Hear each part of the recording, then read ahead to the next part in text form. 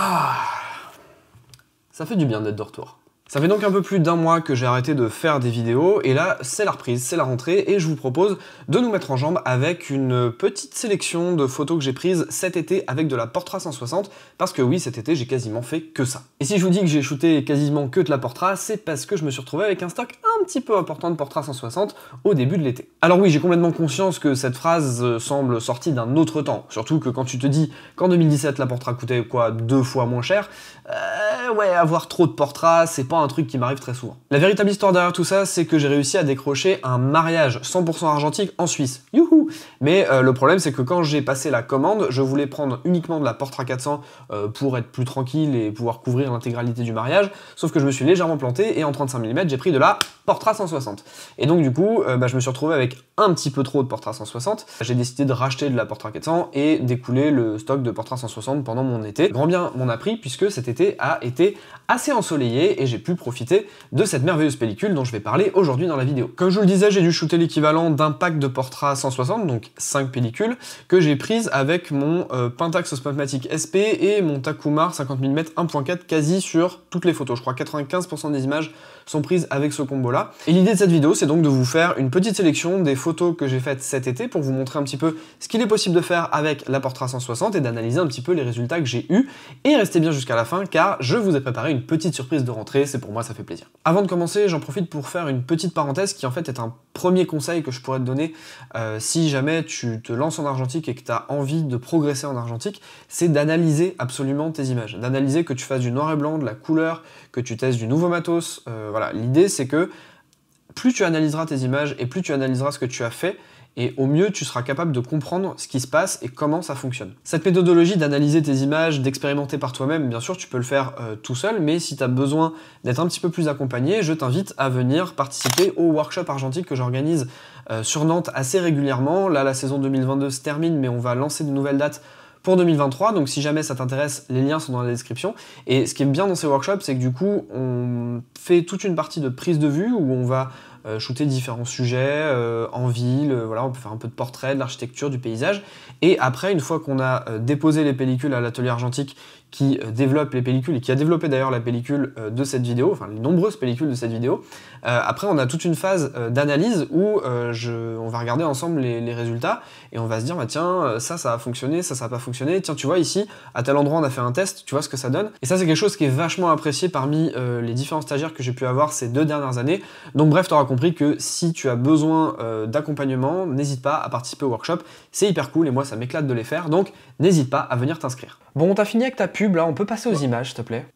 On a une petite voix maintenant. Ça va, j'étais pas en train de leur vendre du NordVPN non plus, calme-toi. Rentrons maintenant dans le vif du sujet et analysons la première situation lumineuse dans laquelle j'ai pu shooter la Portra 160.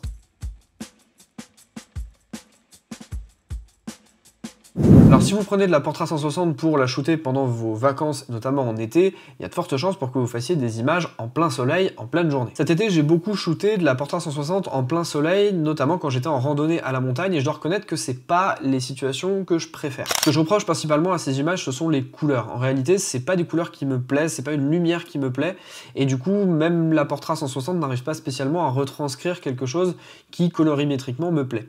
Donc déjà, ça c'est un premier point, et puis en plus de ça, si vous avez tendance par exemple à mesurer pour les ombres, typiquement vous êtes en pleine nature, vous avez, j'en sais rien moi, une zone d'arbre un peu dans l'ombre et puis vous avez tout le reste de la montagne qui est éclairé, en fait c'est pas forcément évident de correctement exposer l'image et en tout cas je vous déconseillerais de surexposer de trop parce qu'en fait ça va vous faire des décalages de teintes, c'est pas très joli je trouve, donc en fait il faut faire une exposition un peu moyenne dans ces cas-là, mais encore une fois on revient sur cette problématique que moi j'ai identifiée qui était ben voilà, la lumière du soleil, que vous ayez une Portra 160 ou autre, ben en fait vous aurez pas forcément des super couleurs qui vont ressortir de vos photos. C'est vrai que la Portra 160 et la gamme des Kodak Portra de manière générale a quand même une tendance à être sur des teintes un petit peu plus chaudes et c'est vrai qu'en paysage comme ça, en pleine journée, c'est pas quelque chose qui me plaît. Par contre, je suis allé shooter au Food Hall à Nantes dans à peu près les mêmes conditions en fait de luminosité, mais par contre j'étais sur voilà, un environnement beaucoup plus urbain, la lumière passait à travers du verre, à travers différentes structures. Et là, en fait, c'est ça qui m'a intéressé dans les photos que je suis en train de vous montrer. C'est le côté vraiment architectural, travail sur la lumière. Et en fait, je trouve que ça apportait un petit côté, le lieu apportait un petit côté un peu plus froid, qui fait que ça contrebalançait bien. Et je trouve que là, ça marche beaucoup mieux, en fait. Et pour encore mieux vous illustrer ce choix de ma part de légèrement sous-exposer ma portrait plutôt que de la surexposer à outrance, eh bien, j'ai fait ce petit test pendant un workshop. Je me suis mis face à l'ancienne Gaumont que vous êtes en train de regarder et j'ai exposé ma photo pour les ombres. C'est-à-dire que je m'étais mis dans une zone où il y avait des ombres, j'ai fait ma mesure de lumière et j'ai fait ma photo. Sauf qu'il se trouve que cette photo, bah voilà, la lumière arrive directement sur l'enseigne, la lumière est assez forte, donc du coup je me suis dit, bon, lumière un peu forte quand même, je vais baisser mon exposition. Donc là je l'ai baissé assez fortement, j'ai baissé 3 diaphes, c'est quand même beaucoup, et j'obtiens un résultat qui me plaît beaucoup plus. Je trouve que dans les parties blanches de l'image, on a des choses qui n'ont pas beaucoup changé.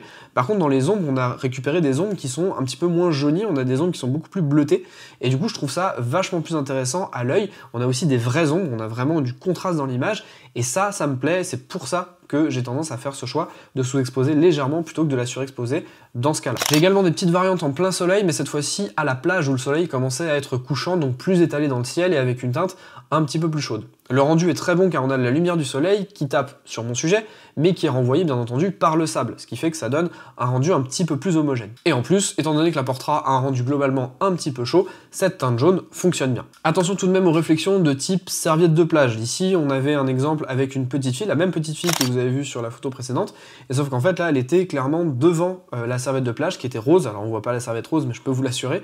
Et quand on compare bien les deux images, on voit bien que quand elle est sur le sable, il y a un renvoi de lumière qui est un blanc chaud, alors que quand elle est devant la serviette de plage, la serviette est rose et donc lui renvoie des petits reflets en fait rose magenta. C'est aussi à prendre en compte quand vous faites ce type d'image.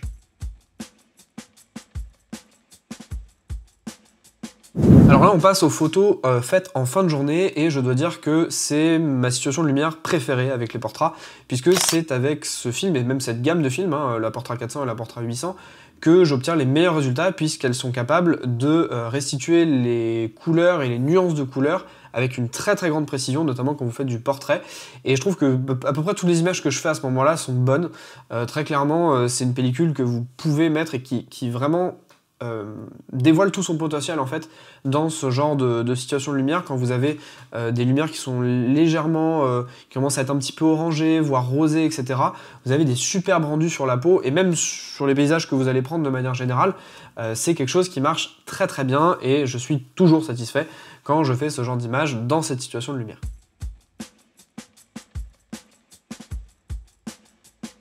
Quand on parle de photos prises dans des temps gris, ou du moins dans des temps où la lumière n'a pas vraiment de direction et où n'a pas vraiment de teinte particulière, c'est pas hyper intéressant honnêtement de shooter de la portrait. Je pense que vous allez même gâcher de l'argent en réalité, puisqu'en fait il vous suffirait juste de prendre un film couleur pas spécialement très cher, et au moins vous pourrez faire vos photos couleur. J'ai quand même fait quelques photos cet été où la lumière était pas spécialement top. Je me suis dit que voilà, ça pourrait peut-être faire de belles images, et en réalité les 2-3 photos que j'ai faites quand le temps était, même pas forcément gris d'ailleurs en fait, quand le temps était assez, la lumière était assez uniforme, il n'y avait pas spécialement de teinte chaleureuse en fait sur la fin de journée. Au final, voilà, c'était très nuageux et je me suis retrouvé avec des images qui finalement n'avaient pas vraiment d'intérêt. La lumière était très plate et du coup, bon, je vous les montre pour l'exemple, mais très honnêtement, j'en suis pas hyper fier.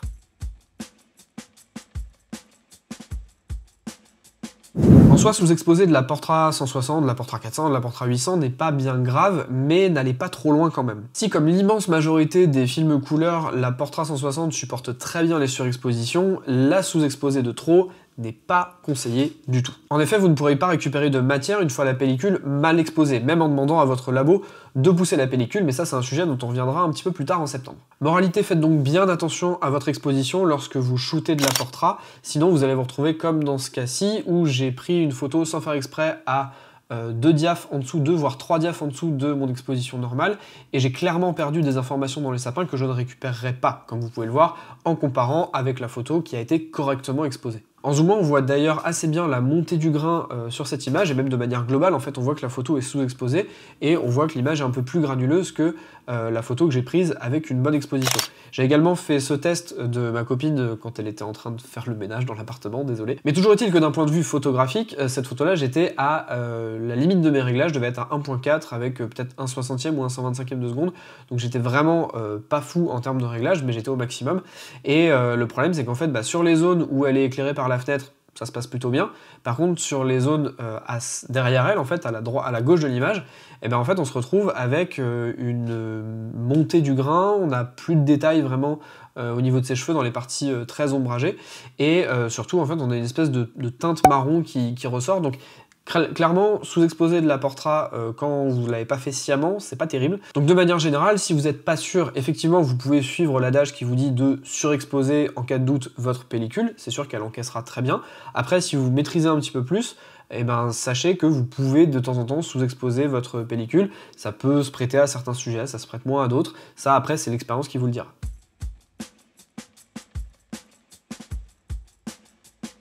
Enfin, j'ai choisi de traiter la situation de contre-jour avec cette image, et cette image uniquement que je trouve parfaite pour montrer la toute-puissance de la Portra 160 et sa capacité à encaisser quand même les différences de luminosité. Ici, la lumière est compliquée, car non seulement on est en contre-jour, mais en plus on est dans une zone très sombre, ce qui signifie une grande dynamique dans l'image. J'ai donc fait un choix en mesurant la lumière dans l'ombre et en sous-exposant de plusieurs diaphes. Il me semble que j'avais fait 3 ou 4 diaphes de moins, sachant que mon sujet allait être en partie dans la lumière. Dans cette image, on observe bien le manque d'informations en haut dans les mécanismes, mais on a quand même les rails que vous voyez légèrement en dessous qui ont pris de la lumière.